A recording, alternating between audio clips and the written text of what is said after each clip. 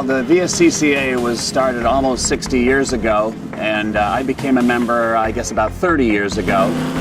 But in all candor, I've been a member all my life because my father was one of the founders.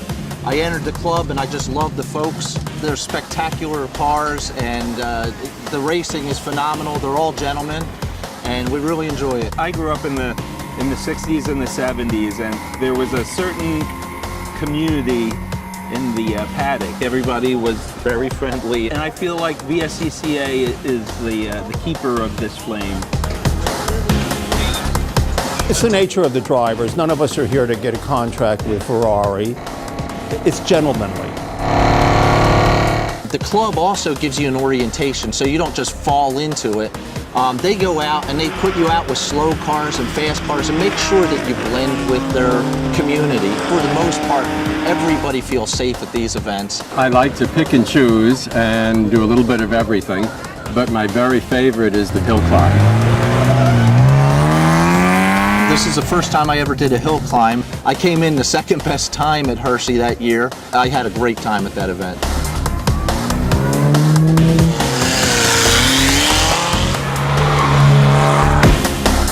Vscca is a more folksy club than most of the clubs in the United States. It's just a nice group of low-keyed people.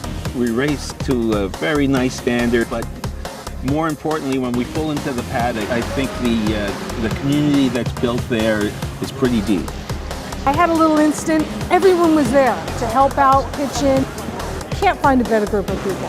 The sense of gratification of helping fellow racers is more than the sense of gratification of coming in first or second or third in the race. You can't beat it. It's a gentleman's racing, or gentlewoman's racing. You don't have to worry about the aggressive, I'm going to cut you off and run you off the track. It's just, you run, you do your own thing. We know there's our styles. We know that most of us are experienced and they're using their mirrors, and you just feel safer out there. You know, kids who are in their mid-20s to folks who are in their mid-70s. Very occasionally do you find somebody that shouldn't be out there, but most of these vintage drivers are very, very good, and some of them are hard to beat.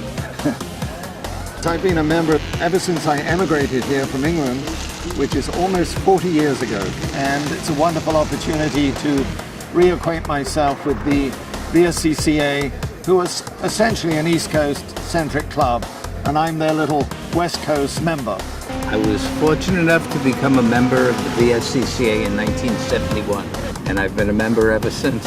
You walk down the paddock, you could be standing next to captains of industry or mechanics who work with their hands, and you can't tell the difference.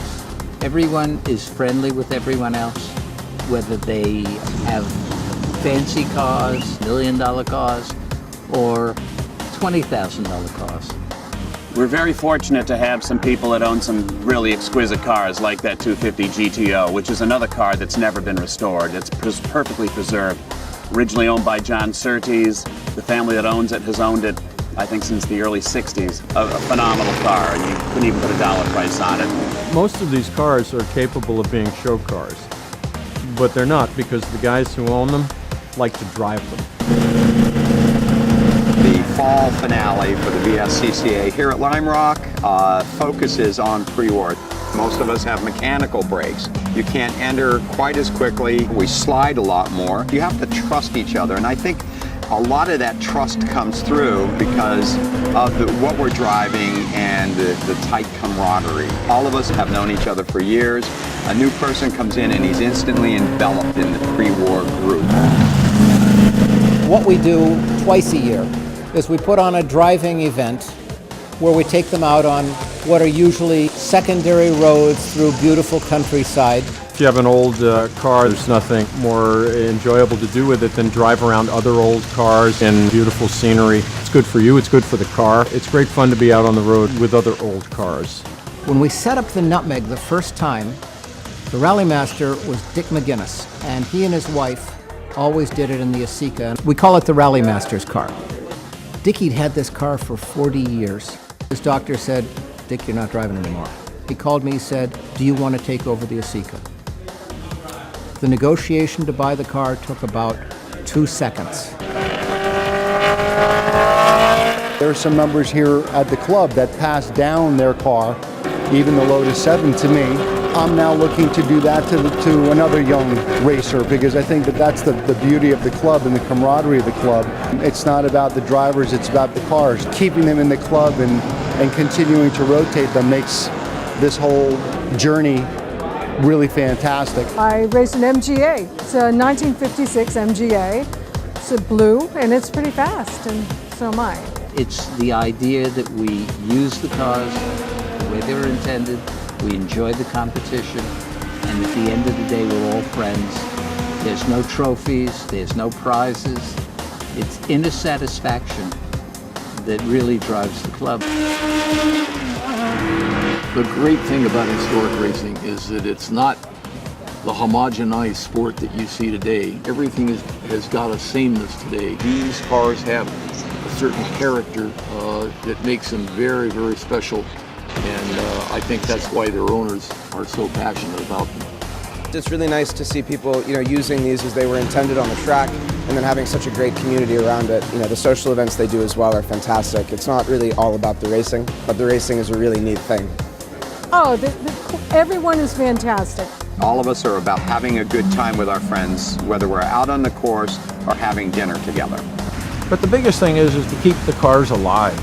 Keep them alive, because they have a lifeblood in them, and they like to be exercised. And we have a ball exercising them. And we're all sort of ready to go race and keep this going. It's a worthy thing to keep going long into the future, I think. God and the chief engineer put a motor in it for a reason. And the reason was so we could drive it.